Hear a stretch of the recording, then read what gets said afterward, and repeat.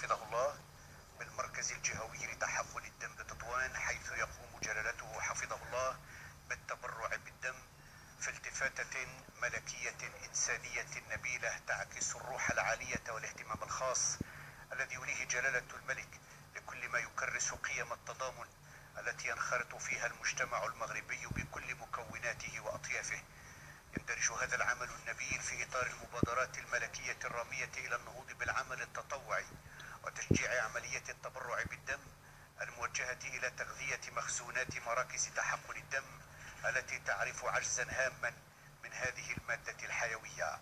ومن خلال هذا العمل الرمزي فإن جلالة الملك نصره الله يقدم دعمه للنداء العاجل الذي أطلقه المركز الوطني لتحقن الدم، الذي يواجه ندرة كبيرة، وكذا تشجيع جلالته الشخصي لهذا العمل التضامني المواطن واهتمامه المتواصل بقضايا الصحة العمومية.